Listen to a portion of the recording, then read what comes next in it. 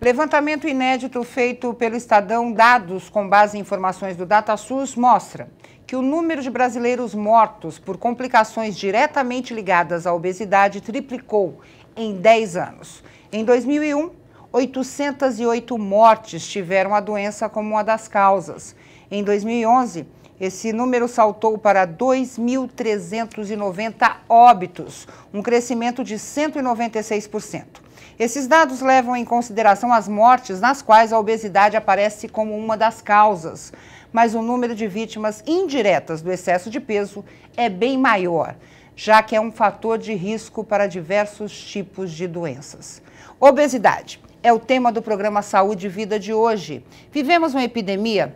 Como prevenir essas mortes, tratamentos, dietas milagrosas, cirurgia bariátrica e a nossa população jovem que está engordando cada vez mais cedo. Para falar sobre o assunto, estou recebendo a deputada Célia Leão, do PSDB, doutora Maria Antonieta Dargan, clínica médica e endocrinologista, doutora Andréa Levi, psicóloga clínica e especialista em obesidade e cirurgia bariátrica pela USP, e Glenda Cardoso, ela que é profissional de marketing e blogueira. Eu vou começar com a mesma pergunta para todo mundo. Chamou a atenção essa pesquisa, deputada? O que refletir quando se olha para esses números? Mas não tenha dúvida, Ana Kaline. Primeiro, quero dizer da alegria de estar com você novamente no programa, de estar com essas mulheres diferenciadas, maravilhosas, que trabalham também a questão da saúde pública e trabalham também a qualidade de vida. Comentar a doutora Maria Antônia, nossa querida Glenda, essa blogueira maravilhosa, destemida com a vida e com o mundo, e também a nossa querida doutora Andréia, que é psicóloga e certamente tem muita coisa para acrescentar nesse bate-papo, nessa entrevista, nesse momento que o senhor e a senhora participam conosco. Agora, os números são alarmantes, né? Quer dizer, toda morte, toda violência que acontece não pode passar impune, quieta, calada e soterrada. Muito pelo contrário, quando você fala que um avião cai e morrem 200 pessoas, o que é alarmante, o que é dramático, o que é triste e não deveria acontecer, quando você fala batidas de carro, acidentes de automóveis nas estradas do Brasil, do estado de São Paulo, no final de semana prolongado de feriado, e os números são alarmantes também, quer dizer, isso também choca, mas você também não pode pensar que 2, 3 mil pessoas morreram num ano só por causa de obesidade. Nós não estamos entrando nem na discussão da beleza, do estético, porque questão de magreza e gordura, ser mais gordinho, ser mais magrinho, ser um pau de vira-tripa, como dizia minha avó, ou ser uma bolinha naquela época, acho que era a Idade Média, que os desenhos e os anjinhos eram gordinhos, né, de mamas grandes, bumbuns gordinhos também. Então, é cada tempo, é cada moda, mas a gente não está discutindo nem a beleza, não é a questão de ser estética, é questão mesmo de saúde. Então, é alarmante. O programa vem em boa hora, né, para falar com a sociedade, a questão das crianças, dos jovens, mas também dos adultos, dos homens e mulheres já formados, dos idosos, obesos. Eu penso que a Assembleia tem o que contribuir, a legislação tem que ser farta, não no sentido de muita legislação sobrando por aí, mas tem que ser uma legislação que de fato aconteça, previna e puna, né, ou pelo menos oriente. Não existe legislação que seja boa se não tiver punição, mas de qualquer forma, nesse caso é uma questão de prevenção. Então, saúde pública tem que ser a nível federal, estaduais de todos os estados do Brasil e todos os municípios também. Então, parabéns pelo programa e obrigada pela oportunidade. Doutora Maria Antonieta, havia uma previsibilidade, ou seja, no aumento de casos? A gente vê, eu sempre brinco e falo o seguinte, que a gente importa só coisa boa, né, entre aspas, né? É o fast food, é o tipo de roupa, é a questão da população gordinha, a gente falava até das modelos plus size, que a gente vai falar sobre isso também, mas havia essa previsibilidade, ou seja, triplicar o número de óbitos em 10 anos? A questão toda da obesidade associada ao número de óbitos é que ela predispõe a doenças potencialmente graves como diabetes, hipertensão, dislipidemias. E com isso, e quanto mais obesa a pessoa, mais aumenta a fome. Então, maior ainda a tendência de desenvolver diabetes, pressão alta e dislipidemias, que sejam alteração de colesterol, triglicérides. Essa influência, assim, que ou seja, eu sou gordinho e como mais, tenho mais fome. Porque os alimentos que os pacientes obesos comem, que são ricos em açúcares e farinhas, eles geram muita produção de insulina. E a insulina queima o açúcar, mas aumenta a fome. Entendi. Então, eles estão sempre acima do peso e não estão saciados completamente, o que gera mais fome, então a tendência é ficarem cada vez mais obesos. Podemos dizer que é só a má alimentação que influenciou nessa realidade que a gente tem mais de 50% da população com sobrepeso no Brasil hoje? A má alimentação e o sedentarismo, principalmente. Tem fatores genéticos, mas eles influem pouco. Quer dizer, pais gordinhos não necessariamente terão filhos gordinhos, é isso? Não necessariamente, mas a criança obesa tende a ser um adulto obeso. Como regra? É. Como regra, porque durante a infância, a criança que come muito vai aumentar o número de células gordurosas e elas vão estocar mais gordura. Então, esse adulto, que foi uma criança obesa, terá mais células gordurosas e terá tendência a ser um obeso também. Agora, doutora André, qual é o perfil do gordinho brasileiro? A gente tem mais homem, mais mulher, em que idade, exerce que tipo de atividade, se fuma, a gente tem esse perfil? Metade da população brasileira está acima do peso e cerca de 17% está obesa, né? Isso tanto homens quanto mulheres, os números são bem parecidos. O perfil é assim, como a doutora Maria Antonieta falou, o sedentarismo é muito presente nos pacientes obesos, né, nos indivíduos obesos, não só os que buscam tratamento, mas que a gente vê hoje na rua, né? Então, o sedentarismo, a má alimentação, a pressa, o estresse é muito frequente. O estresse é um dos fatores de engorda muito importantes hoje em dia. Você fica nervoso, você come... Eu normalmente, quando eu fico nervosa, eu como mais. Tem toda uma questão metabólica, que a doutora Maria Antonieta pode falar, mas o aumento de cortisol aumenta a fome, o tipo de alimentação aumenta a fome. Então, vira um círculo vicioso, né? E quando a gente passa de determinadas idades, na infância, na adolescência, é muito difícil depois retornar para um peso saudável. Agora, doutora, como é que chega um gordinho no seu consultório? Ele chega com a consciência de que ele quer emagrecer, ele chega não aceitando a obesidade, ele chega aceitando e, de certa forma, querendo entender o porquê, por exemplo, ele é o único gordinho da família. Como é que chega esse obeso ao consultório? Olha, como eu sou psicóloga, geralmente eles chegam sofrendo, né?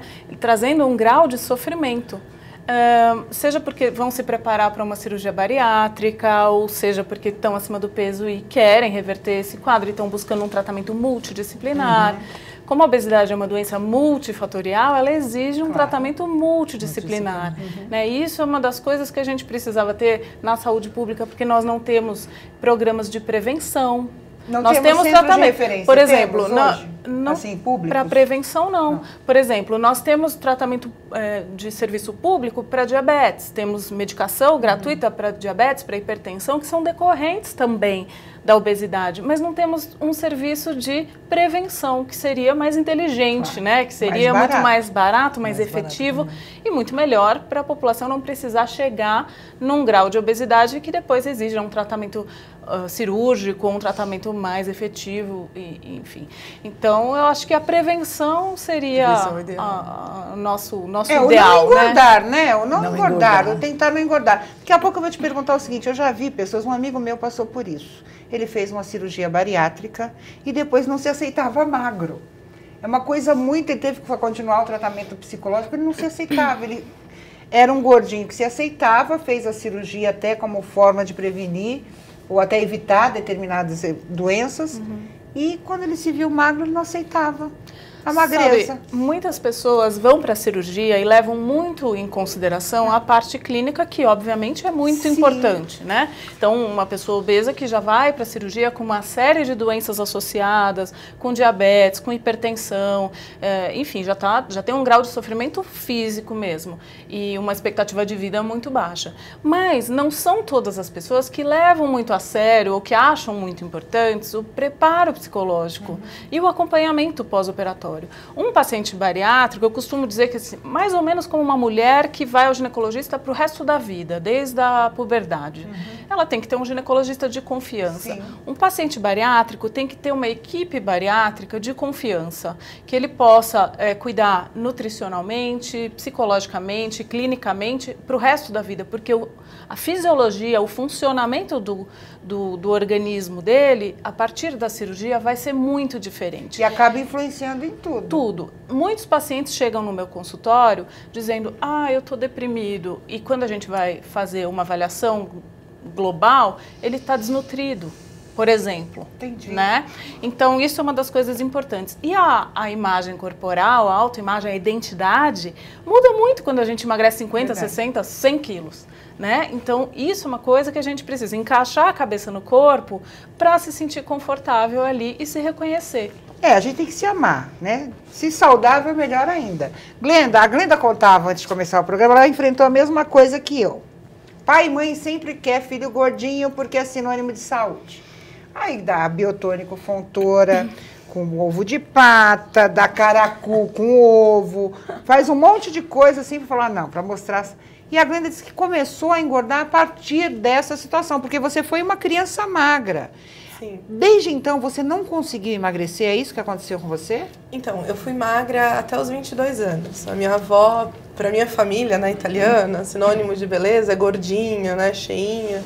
E então, ela sempre fazia algumas fórmulas mágicas dela para tentar me engordar, né? Porque eu era extremamente magra, era muito magra. E até um médico, o meu pediatra, disse que eu nunca engordaria. Então eu tenho vontade de encontrá-lo hoje. Olá, doutor, o senhor lembra de mim? Eu sou aquela menina que você disse que eu nunca engordaria. Nunca engordei. E a partir dos 22 anos eu comecei a engordar, Sim. né? Eu tive um problema muito forte, né, que aconteceu comigo, uma decepção muito forte. E a partir daí eu comecei a engordar. Foi amorosa? Foi. Normalmente a gente acontece isso. E aí, a partir desse acontecimento, eu passei a engordar muito, né? Até eu engravidar, depois que eu conheci meu marido e tal, eu ainda estava gordinha, estava no sobrepeso, mas não estava obesa ainda.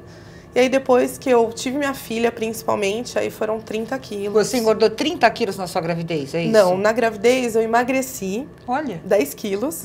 E depois que eu tive minha filha também. Aí eu voltei para o peso que eu estava antes de engravidar.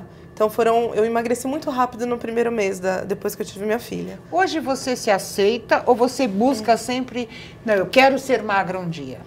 Eu gostaria de emagrecer novamente, por questões de saúde, de disposição. Eu jogava handebol, futebol, praticava muito esporte. Então isso eu tenho vontade de voltar, né, pela disposição que eu tinha.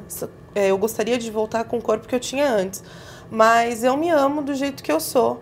Porque eu acho que o amor próprio ele é fundamental, principalmente na questão do emagrecimento. E você sofre de alguma coisa em virtude da obesidade? Você tem pressão alta, um pouquinho de diabetes, você acompanha isso? Eu sempre acompanho, né, os exames médicos, não tenho diabetes, hipertensão, ainda não desenvolvi nada, né? Mas a gente sabe que a obesidade ela pode trazer né, esses desdobramentos.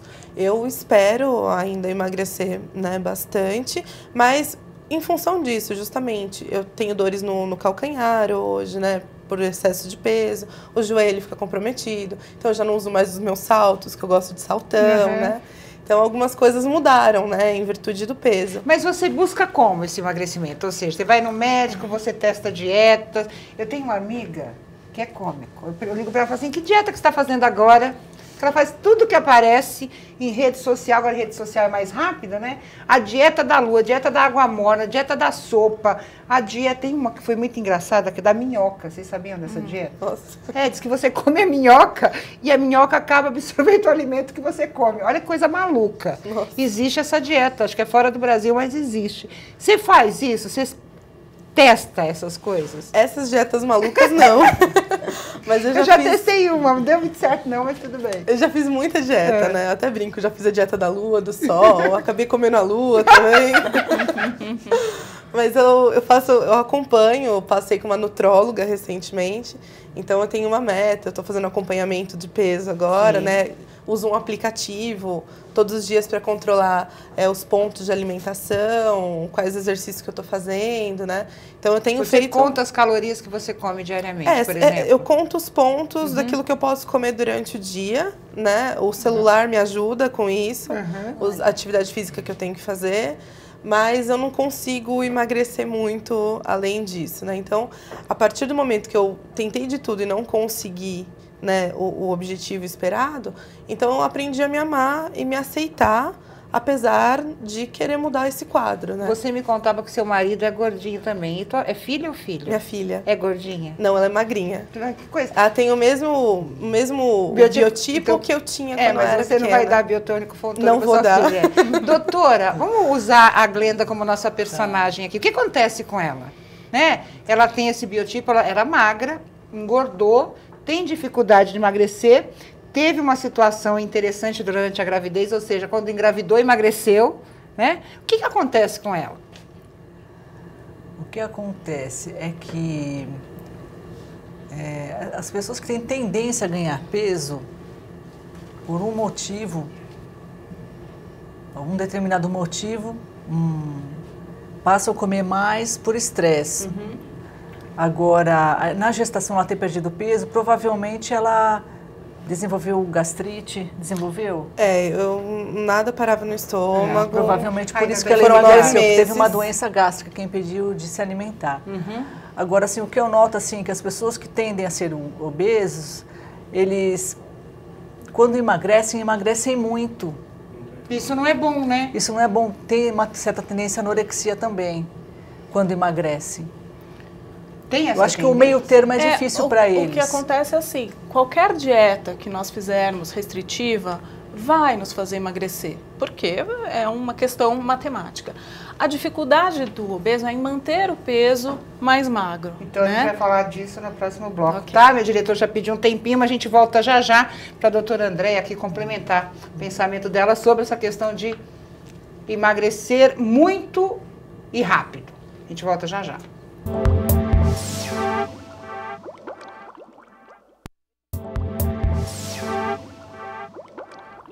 Voltamos com Saúde e Vida, hoje falando sobre obesidade. A doutora Andréia está falando sobre essa questão de emagrecer muito e rápido. Porque a gente sente, eu lembro que eu fiz uma dieta uma vez, que eu não vou dizer que dieta que é, mas eu consegui emagrecer 8 quilos em 2 semanas. É muita coisa, né?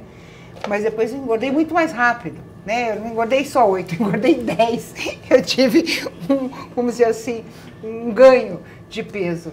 Por que isso acontece? O que acontece não é tanto a velocidade, Ana, porque, por exemplo, um paciente que faz cirurgia bariátrica, ele emagrece realmente muito rápido também, e isso não compromete depois a manutenção do peso. Qual que foi o caso mais que te chamou a atenção? Quantos quilos o paciente seu assim? Eu já tive pacientes que tiveram que emagrecer 200 quilos. Nossa. Não. Pacientes que já não andavam por conta da obesidade. E Tem casos emagreceram muito 200 graves. quilos. Sim, com a ajuda da cirurgia, sim. Nossa, só por Mas é curiosidade. todo um tratamento multidisciplinar e de longuíssimo prazo, né? Não é uma coisa tão simples assim. Agora, doutora, a gente está falando dessa questão de emagrecimento. Por que eles passam tão mal? Eles Quem faz a cirurgia? Aqui nós tivemos 2 deputados que fizeram a cirurgia. Um ficou muito bem, né? Ou não reclamava. O outro já teve alguns problemas, ou seja, comia e passava mal. Aí eu comecei a perceber que muitas pessoas que passaram por essa cirurgia, eu acho que até não foram preparadas para alimentação, porque tinha uma alimentação, né? Uma cultura alimentar antes da cirurgia. Olha, costumo E dizer manter, eu que acho. a cirurgia bariátrica, ela é um tratamento, como as pessoas gostam de dizer, radical, para uma doença que é muito radical também. Sim. Uma doença que é muito sofrida, muito restritiva do ponto de vista social, do ponto de vista de saúde e tudo mais. Então, é um tratamento agressivo por si só e ele tem um manual de instruções, que é vitalício, é para o resto da vida. Né? Se o paciente não... E muda tudo, né? Muda tudo. E tem que mudar, porque senão ele volta a engordar. Ninguém fica imune à obesidade, nem com cirurgia.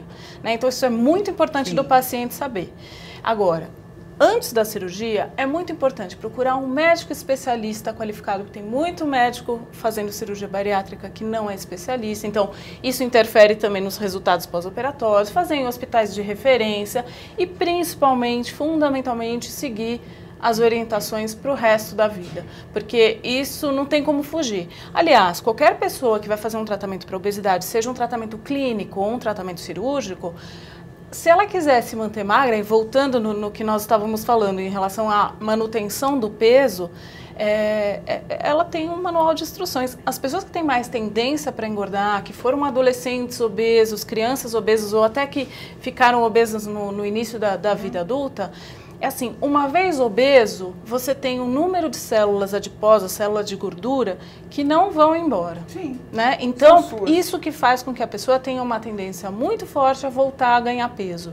Então, não adianta falar, ah, nossa, emagreci 30 quilos, estou livre. Não, muito pelo contrário. Agora que você emagreceu, é que as regras para manter o peso vão ser assim. Por isso que hoje a gente fala em reeducação alimentar. A gente não fala mais em regime, como se falava antigamente. Era. Né? Regime é uma coisa espartana, é uma coisa que você fica preso a um moldezinho que você não aguenta levar para o resto da vida. Por isso que as dietas radicais e da moda e etc. não duram. Eu tenho umas ótimas. Falar um pouquinho, você é bairrista aqui com a deputada Célia Leão, para a gente falar até da necessidade de acesso a esse tipo de cirurgia. Fizeram um evento em março, pelo menos 3 mil obesos de várias regiões do Brasil lotaram o ginásio lá da Universidade de Campinas, da Unicamp, para passar por uma triagem em busca de cirurgia bariátrica. A fila de espera tem 2.000 pessoas. Quer dizer, deputada, a gente nota que falta um pouco de questão, vamos dizer assim, do poder público mesmo abraçar essa causa.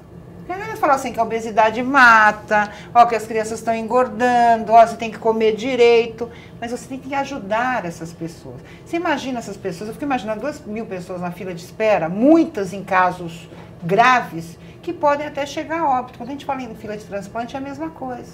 Esses obesos aqui, esses 2.000 obesos que esperam, podem chegar a óbito em virtude da obesidade. Na verdade, Ana Kaline, acho que a questão é um pouco assim. Não é que é moda, passou da moda, entrou na moda, saiu da moda. Mas essa questão de obesidade não é algo que é discutido há muitas décadas. Não é? Isso começou, entre aspas, recentemente. Nós temos em São Paulo, por sorte, não por sorte, por trabalho, grandes universidades, grandes hospitais públicos reconhecidos nacional e internacionalmente e que podem cuidar. E que chegou a hora de fazer, ou passou da hora, não é? Essa é a verdade. Mas vem muita gente de fora também, né? Acaba buscando em São Paulo a solução. Campinas, eu vou contar um pouquinho que a gente conhece, porque é da nossa cidade, da cidade que eu moro. As 3.000 pessoas, e foi um pouquinho mais do que 3.000 pessoas, para você chegar a 2.000, você já teve que tirar 1.000 pessoas fora, que também, por alguma razão, se entrar no mérito, queria ou precisava fazer a tal da cirurgia.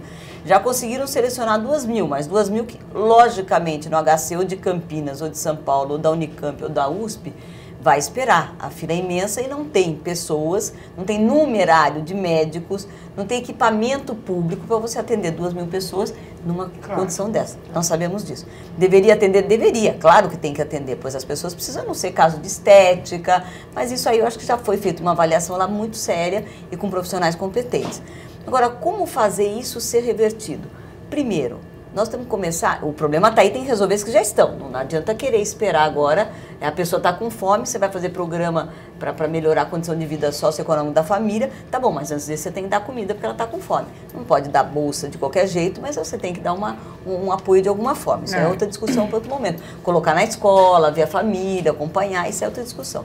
Na questão do obeso, e que traz outras circunstâncias que levam até a morte, isso precisa ser resolvido já.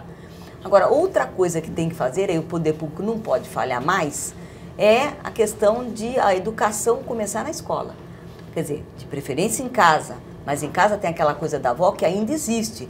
A Glenda não é do passado, primeiro que ela é muito jovem. Mas eu pego hoje famílias que quer apresentar o seu bebê lindo, primeiro filho, quinto filho, sei lá que número de filho. Ah, mas olha como ele está bonitinho, tem que estar gordinho. Como ele está gordinho. Quer dizer, hoje ainda é essa educação, hoje ainda é essa cultura absolutamente equivocada. Quer dizer, não pode ser desnutrido, isso é outra história.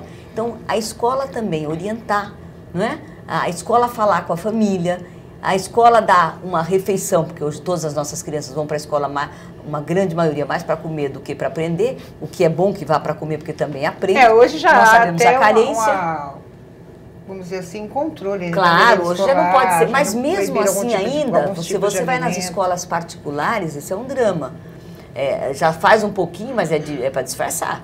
Nós temos alguns fast food que o que não mata engorda, lá mata e engorda. Dentro da escola? Dentro das escolas, dentro das A universidades. gente tem lá um objetivo ali na Paulista, tem. Não, mas você vai para a escola, aí eles começam agora a botar um alface e um tomatinho para disfarçar o sanduíche. Claro, não, e tem, isso é hoje, gente, todo mundo sabe o que eu estou falando. Então precisa ter essa mudança de cultura, de comportamento com obrigação. As escolas têm que ser obrigadas, as particulares colocam aquelas cantinas maravilhosas, a gente sabe disso, e nas cantinas maravilhosas vem do salgadinho, do saquinho, do suquinho, do refrigerante. Isso é um problema. E tem outra coisa, né, deputada? A comida ruim, essa comida processada, cheia de açúcar, ela é muito barata. E ela é muito acessível. É muito difícil. E é gostosa. É gostosa, é palatável, é cheia de gordura, de açúcar. Então é muito difícil uma família com menos instrução escolar, com menos condição financeira, fazer um prato mais balanceado. Colorido, né? Primeiro porque é mais caro, segundo porque muitas vezes eles não têm conhecimento, né? Isso é outra discussão também, mas às vezes a comida processada vem escrito lá com vitaminas, não sei o quê. A mãe não vai comprar para o seu filho? Ela acredita, é uma bolacha recheada, não sei o quê, está escrito, está cheio de vitaminas, de A a Z, não sei o quê. Aquilo não é verdade, tem açúcar, tem gordura, tem um monte de coisas que a criança não precisaria estar ingerindo. Então isso é muito complicado, é uma discussão muito importante que a gente precisa ter na nossa sociedade. Difícil, não é tão difícil. Até pra gente que é mãe, né? Proibir os nossos filhos. Eu tenho uma amiga que ela cria a filha dela assim. A menina não pode tomar refrigerante, não pode comer salgadinho, não pode ir no McDonald's, não pode. É suco natural, é comida. Mas ao mesmo tempo ela vive um drama, porque ela vai para a escola, os amiguinhos levam uma coisa gostosa, ela tem vontade de comer, ela está ficando com problemas psicológicos por causa disso. Ou seja, não dá para radicalizar também não precisa não a alimentação comer, de uma criança. Né? Não né? precisa não comer, mas não pode ser a base da alimentação. Claro. Essa que é a questão. Tá errado isso, né, doutora? Mesmo, a criança pode até comer escondido e engordar muito mais por causa do fator estresse. De estresse mesmo. Eu acho que assim, estimular as crianças a levarem frutas para comer no lanche. É educar o lanche, né? A mãe, quem for fazer o lanche, o que vai levar. Mas é que hoje nas escolas, hoje como regra, no Brasil, as escolas públicas oferecem a merenda. A creche oferece a merenda. E não é uma merenda só, uma merenda é almoço, é hoje jantar. Você tem nutricionista, né? Hoje tem obrigatório hoje já, né? exatamente, hoje já cuida mais, mas ainda fica quem? E o que a doutora Andréa falou é verdade. A acessibilidade a esses produtos, primeiro, mais fáceis, mais coloridos, mais bonitos no supermercado, baratos, se não baratos, pelo menos num preço acessível. E a outra coisa de você fazer uma mesa, outro dia eu ouvi, né, um nutricionista falando, e deve ser bonito, faça seu prato colorido, de verduras mais e legumes, colorido, mais saudável. né, várias cores. Bom, primeiro eu acho que eu usei a palavra pressa no começo do programa, se eu entendi direito que as pessoas engordam também porque tem pressa. Por estresse. Por comer rápido e devagar também influencia? Também influencia. E é importante, assim, para as crianças, ao invés de tomar o suquinho, comer a fruta integral, porque o ato da mastigação também tira a fome. Sim. Então, o ato da mastigação vai fazê-la ingerir mais lentamente o alimento e vai tirar a fome. Agora, o suco, além de ser mais calórico, a pessoa ingere e logo está com fome de novo. É verdade. Na escola da minha filha, eles mandam pra gente o cardápio. É uma fruta por dia, um suco. Eles pedem de preferência que seja natural o suco, porque esses sucos processados, eles têm muito açúcar. Saiu até uma pesquisa recentemente de quase um copo de açúcar para os sucos, né, de 1 litro, por exemplo. Ô, Glenda, deixa eu te fazer uma pergunta, curiosidade. Você tem a filha magra. Sim. Você foi magra. Você engordou com o tempo. Você tem medo que a sua filha sofra com isso no futuro? Muito medo. Como é que você previne isso? Alimentação, em casa. Mas você não é radical. Não sou. Mas eu não deixo comer doce, por Qual exemplo. a idade dela? Ela tem 3 anos. E ela gosta muito de doce. Os avós adoram dar doce pra ela. Mas é normal. Porque a cultura da a família é essa, é gordinha, criança gordinha. E é uma briga que eu tenho, né, com a família, briga, né, entre aspas. Claro. Justamente é por isso, porque a minha preocupação é que ela não passe pelo que eu estou passando. Porque eu sei quais são as dificuldades que a obesidade me trouxe. Né? De mobilidade, de não ser mais a mesma e tudo mais. Roupa, difícil acesso para roupa. Em avião também, quando na poltrona, o cinto para mim não cabe. Então eu preciso de um cinto, um extensor. São várias coisas, além de... Você sofreu algum tipo de preconceito? Sofri. Bullying, né? Hoje é moda falar bullying. Eu já sofria isso, né? Há muitos anos atrás, nunca deram esse nome, mas hoje é moda falar de bullying. Recentemente, eu não fui aceita em uma empresa, numa entrevista, por causa do meu IMC. A moça disse, olha, você tem uma probabilidade muito grande de morrer por causa da sua obesidade. Não acredito nisso. Falou assim? Mas você não entrou, você entrou na justiça contra isso? Não entrei. Não é possível. Você tem que fazer alguma coisa até para evitar que outras pessoas passem por isso. E pra mim foi muito difícil, porque eu saí chorando de lá, né? É uma questão difícil da gente lidar por causa do excesso do peso, e as pessoas têm esse preconceito. Teve uma professora também, que ela denunciou até no jornal do SBT. Ela não conseguiu... Entrou no concurso, passou no concurso, só quando foi na hora da entrevista, criaram uma desculpa para ela não assumir a vaga. MC. Falando em MC, a gente fez a tabelinha aí, né, Gilberto? Vamos mostrar para a doutora explicar o que é esse índice de massa corpórea, que é calculado pelo peso dividido pela altura ao quadrado. Doutora, explica o que é esse IMC para a gente. IMC é um índice grosseiro para avaliar se a pessoa é ou não obesa. Mas ele funciona? Funciona. É grosseiro, mas funciona. Peso em quilogramas dividido pela estatura em metro quadrado. Então, ele é dado em quilogramas por metro quadrado. E aí você divide, por exemplo, vou dar um exemplo. O João tem 83 quilos, a altura de 1,75, a altura vezes a altura 3.000 e pouco, divide 83 por esse resultado, deu 27,10, e de acordo com a tabela de MC, João, você está com sobrepeso, meu amigo. Né? Então, menor que 18,5 abaixo do peso, entre 18,5 e 24,9 peso normal, entre 25 e 29,9 sobrepeso, que é acima do peso desejado, e igual ou acima de 30 já é obesidade. Deputada, a senhora deve estar com menor que 5. Né? Aqui tem 18,5, você acha que não deve nem ser calculado. E acima de 40, obesidade mórbida. Mórbida. A senhora sempre foi magrinha? Sempre. Se preocupou com seus filhos nessa questão? Ou como tinha essa tendência, falou assim, não, meus filhos vão ser assim também? Na verdade, acho que eu nunca parei muito para pensar. Primeiro, falta de tempo na vida corrida, como deputada. E não deve engordar por causa disso também, certo, né? Também deve ser isso, com certeza. Né? Mas em casa, papai e mamãe eram magros. Então, acho que se tem essa tendência também, se é que tem. Enfim, eu também era magra, meus 2 irmãos magros. Casei-me, Daniel não era dos mais magros, mas não é gordo, é só forte, não é gordo, não. Só a barriguinha, não é gordo. E meus filhos são magros. Ele só tem um defeito, ele é argentino e vai perder pra gente nessa Copa, mas não tem problema não, né? Pois não tem. Ele trouxe um monte de camiseta, ele foi pra Argentina. Agora eu trouxe 5 camisetas pra casa, pra cada filho e pra mim, tá tudo guardado. Tudo armado. Ele trouxe Até parece que vocês vão torcer pra Argentina, tá tudo guardado. Vão fazer de conta, né? Pois é, né? Tá tudo guardado. Mas em casa já tá 4-1, ele vai pro sofá e a gente fica nos quartos, tá tudo ótimo. Não, mas todo mundo é magro em casa, os filhotes são magros também. Agora, não sei se comendo muito engorda, porque outro dia o mais velho é muito magrinho, a gente queria engordá-lo, então come, mas não engordou. Talvez tenha genética, né, doutora? Tem a questão genética, né, doutora? Em menor escala, mas tem. Mas e esses casos, eu já também vi casos semelhantes ao da Glenda, né, de famílias gordinhas com filhos magros e vice-versa. Sim. Né? Às vezes acontece isso também.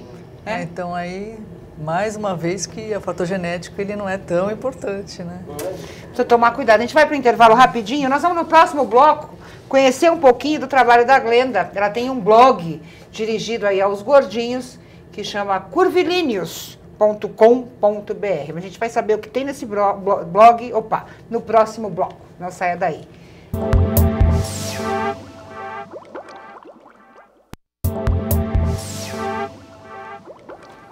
Voltamos com Saúde e Vida, hoje falando sobre obesidade. Vamos falar um pouquinho do trabalho que a Glenda desenvolve aí num blog, curvilíneos.com.br. O que tem aí de conteúdo nesse portal? O que você fala? As pessoas desabafam? Tem gente que gosta de ser gorda, tem gente que não gosta. Como é que vocês lidam com essas questões também? A gente trata de vários assuntos, né? De moda, de saúde, beleza, essa questão da autoestima, né? Mostrando para as meninas que elas são lindas, para os rapazes também. Apesar de gordinhas, né? Existe algo muito maior do que só o que elas aparentam ser, que são as qualidades, né? Aquilo que elas realmente são por essência. Então a gente ajuda a que elas consigam a perceber, né? Essas coisas que às vezes passam batido e não dá tanto valor, né? Que é se autodescobrir, né? Como gordinhas. Então a gente fala muito sobre moda, sobre o que fica bonito, né? Os vestidos. Aí a nossa coach de imagem, a Mariana Iannuzzi, que ela fala sobre quais vestidos ficam mais, né? Caem melhor, né? Em cada tipo de corpo. Um ícone de encontros, não casar gordinhos, né? Vai dar certo. Isso é bacana, né? Fazer uns encontros. Por que não? Deixa eu aproveitar só para fazer uma pergunta que fica a curiosidade, acho que o nosso telespectador também vai gostar. Como é que essa história de gordinho, chama de gordo, gordinha, tem esse sentimento, essa sensação de pejorativo, que chama de gordinho? Tem gente que não gosta de falar, você é obeso. Obeso eu acho uma coisa pesada. O gordinho fica uma coisa mais... Como é que é a nomenclatura? Né? O ideal, o bom, o razoável? Que você não se sente agredida. Olha, eu já não acho... Se alguém me chamar de gorda, já não é mais uma ofensa pra mim. Entendi. Eu encaro gorda normal. Mas existem pessoas que não aceitam serem chamadas de gordas, né? Então gostam do gordinha. Eu não sou gordinha, porque eu sou gorda, né? Eu sou grande. Então falar que eu sou gordinha é... mas eu acho que é a coisa do mais é muito do que cada um. Mais carinhoso. Eu acho que é o que cada um acha, né, melhor de ser chamado. Tem gente que prefere plus size, algumas pessoas preferem curvilíneo. Nos Estados Unidos teve uma pesquisa... eu acho gostosinho, a gente podia colocar, né? Gostosinho, gostosão. Eu tenho um namorado gostosinho, que é gordinho. O gostosão. O gostosão, depende do parâmetro. Por que é interessante isso? Porque eu falo isso, porque a gente fala, o idoso. Não, é velhinho. Não, é a mesma coisa que deficiente, quando fala uma... pessoa portadora ou pessoa com deficiência, eu falo, gente, a nomenclatura, quer dizer, eu acho que tá bom, tem um momento, mas é o menos importante. Por isso que eu tô perguntando, como é que as pessoas que são obesas, ou que são gordas, ou que são gordinhas, ou como é que é essa história? Mas isso varia também de acordo com o emocional, né? Sim. A coisa da aceitação que você estava falando. É a questão de se aceitar. Você estava falando dos Estados Unidos? Nos Estados Unidos fizeram uma pesquisa para saber como que as mulheres, elas preferiam serem chamadas, né? E lá eles decidiram como nome, né, para as gordinhas de curve, né? De curvilíneas. Né? E esse foi o porquê, o nome do blog também, dos curvilíneos, né? E muita gente prefere, ao invés de gordo, de gordinha, né? Ou plus size. Pra mim não tem muita diferença de qual nome, que você se aceitando, nada vai te agredir, né? E você recebe, por exemplo, denúncias também de pessoas que sofreram preconceito como você sofreu. Você dá algum direcionamento, alguma orientação a essas pessoas? Sim, a gente fala muito sobre essa questão de se amar independente daquilo que os outros pensem a respeito. Em casos, né, como esses, procurar a justiça, no caso de injúria, né? Claro. Então, aí sim, esses casos... assédio até moral, né, sim, no caso. por assédio moral. Algumas pessoas até levantam a questão, né? A gente devia também ter uma lei, assim como os homossexuais, né, os homoafetivos, eles têm para defender... Eu não acho que seja necessário isso, né? Para defender o obeso de né, de alguém xingando, alguma coisa assim. Mas eu acho que o respeito, as pessoas ainda não aprenderam a respeitar, a conviver com as diferenças, né? Acho que essa é a maior dificuldade. Mas, Glenda, isso serve para obeso, serve para o negro, serve para pessoa com deficiência, serve para a mulher, para nordestina, para mãe entendeu? solteira. A gente tem uma série de preconceitos. Sim. Um dia eu estava conversando com uma amiga minha, eu falei, ixi, eu não posso nem falar, né? Que eu sou mulher nordestina, mãe solteira. Pronto. Você acaba sofrendo uma série de preconceitos, né? Eu perguntava para a Andréa, tem muita gente também, principalmente quem tem, né, dinheiro, que acha que a cirurgia bariátrica é a solução para acabar com a gordura. E a pessoa não tem nem obesidade mórbida, não passou dos 40 aí do IMC. Que riscos correm essas pessoas? A senhora me disse que o pior ainda, o agravante é que médicos fazem cirurgia nesse tipo de paciente. Pois é, a gente tem que ter muito critério para indicar para uma cirurgia bariátrica. A cirurgia ela tem critérios hoje muito bem estabelecidos. Então, se o paciente tem o IMC, como nós falamos ali, acima de 40, tem obesidade mórbida, ele tem indicação para cirurgia. Se ele tem acima de 35, que a gente chamaria de obesidade grau 2, com alguma doença associada, que a gente chama de comorbidade, que é uma hipertensão descontrolada, um diabetes, uma dislipidemia, ou problemas ortopédicos, ou enfim, qualquer doença causada ou agravada pela obesidade, ele também tem indicação para cirurgia. Fora isso, existem as cirurgias metabólicas que estão sendo discutidas e aceitas agora, que serve sim para pacientes um pouco mais magros do que o IMC 35, porém que tem um diabetes descontrolado, o que a gente chama de síndrome metabólica. De doença aliado, tem que ter para fazer esse tipo de cirurgia. Agora, essas cirurgias, como eu estou falando, abaixo de IMC 35, ainda estão sendo discutidas, regulamentadas, não é do que a gente está falando. Então, a cirurgia tem que ser indicada com muito critério. Fora isso, o paciente, para chegar numa cirurgia bariátrica, ele passa por uma avaliação nutricional, por uma avaliação psicológica e psiquiátrica, ele tem toda uma orientação e um preparo para o pós-operatório, para ele mudar a vida dele. Não adianta ele operar, cortar o estômago e achar que está tudo resolvido. A cirurgia bariátrica, ela é muito diferente, por exemplo, de uma cirurgia de apendicite, que você corre para o hospital, opera e sai sem o órgão doente e sai curado, né? É uma cirurgia que você vai para o hospital e lá começou o seu tratamento, né? Então lá é o início de um longo processo que na verdade é para o resto da vida. Depois você tem cirurgias plásticas, né? Eu tive um amigo que fez, sobrou muita gordura. Então você acaba passando por um processo bem mais longo, Então, né, como é exatamente um projeto de vida, né? A cirurgia bariátrica tem que ser um projeto de vida, assim, a dor de ser obeso está maior, seja a dor emocional, seja a dor física, ela está maior do que a ideia de passar por uma cirurgia. Porque não é legal passar por uma cirurgia. Claro. Não é legal ser obeso e não é legal passar por uma cirurgia. Então a gente escolhe o caminho cirúrgico quando ser obeso já passou de alguns limites que para cada um é diferente. Doutora Maria Antonieta, remédios, fórmulas, né? A gente falou sobre dieta, mas eu já vi gente tomando remédio que não sai do banheiro, por exemplo, ou que põe tudo para fora, sabe? Umas coisas radicais demais.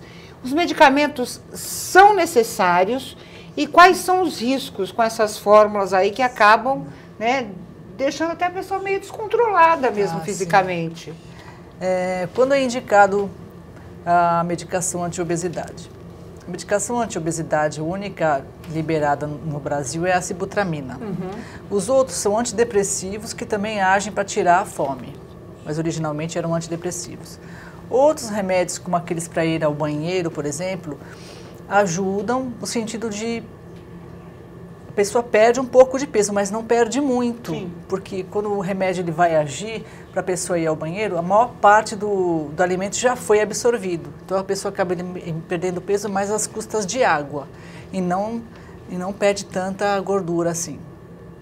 Agora, as fórmulas arriscadas que antes eram prescritas à base de anfetamina foram proibidas pela Anvisa há pelo menos 3 anos. Mas a gente ainda encontra por aí, né? Mas aí já não é da responsabilidade do médico, é feito em outro tipo de mercado, assim, paralelo, assim. Agora, as fórmulas atuais são menos eficazes que as anteriores, mas menos perigosas. E a gente tem aquela coisa, né? O brasileiro tem aquela coisa, eu estou tomando, não emagreci 5 quilos. Você olha para a pessoa e fala assim, o que você está fazendo? Sim. Né? O que você está tomando? É preciso também tomar muito cuidado com isso, né? Sim, o que funciona para mim pode não funcionar para André e vice-versa. Certamente. É sempre bom pedir para a pessoa comparecer ao consultório, fazer uma avaliação, né? E para não ficar dando remédio para o esposo, para a amiga, que nem sempre vai fazer o mesmo efeito, né? Pode fazer efeito até ao contrário. Independente, né? Acho que se você está sentindo um peso, né? Está te incomodando até a sua autoestima, mas tem que buscar, né? Eu acho que eu estou um pouquinho gordinha, mas é uma coisa que não me incomoda. Me incomoda, A partir do momento que me incomodar, eu vou procurar um médico para tentar emagrecer. Eu quero dizer que, infelizmente, o nosso tempo chegou ao fim, mas eu vou dar um minutinho para cada uma das minhas convidadas para as considerações finais. Vou sair daqui, vou entrar correndo no blog da Glenda, que eu não conhecia, não vi, assumo aqui a culpa, mas, em primeiro lugar, eu quero agradecer a Glenda por essa oportunidade, você estar aqui com a gente, contar a sua história. E seu recado final? Eu que agradeço a oportunidade de estar aqui falando para todos os telespectadores. E acessem o meu blog, curvilíneos.com.br. Tem dicas de moda, de beleza, de saúde. E a gente fala muito sobre autoestima também. Então, eu espero por vocês. E aí a gente vai fazer uns casamentos lá, gente.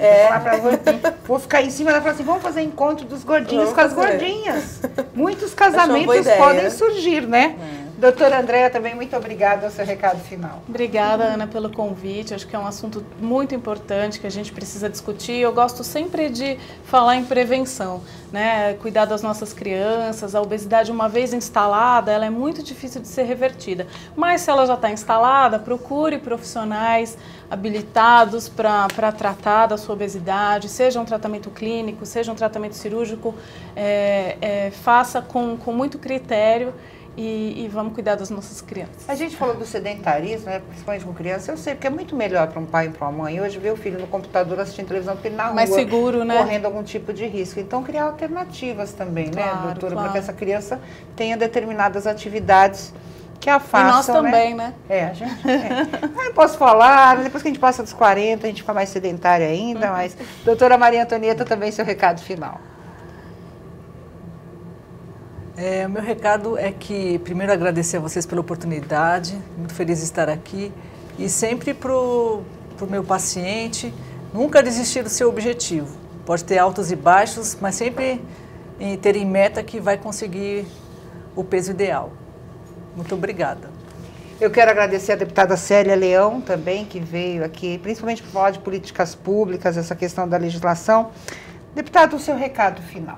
Ana Carolina, acho que o nome do programa diz tudo, é uma síntese, né? Um binômio perfeito, saúde e vida. Mas lembrar rapidamente de que a vida é mais importante do que tudo, tem que ter saúde para ter vida. Agora, não pode ter preconceito e discriminação. Procurar o melhor caminho para viver bem, qualidade de vida, com a família, com os amigos, com a sociedade, com o trabalho, mas não pode deixar da autoestima, não pode perder o amor a si próprio porque tem mais peso, menos peso, porque é branco, porque é negro, enfim, porque é normal, porque tem deficiência. Acho que a vida é para todo mundo. Agora, precisa cuidar. Cuidar para não perder exatamente isso que é importante.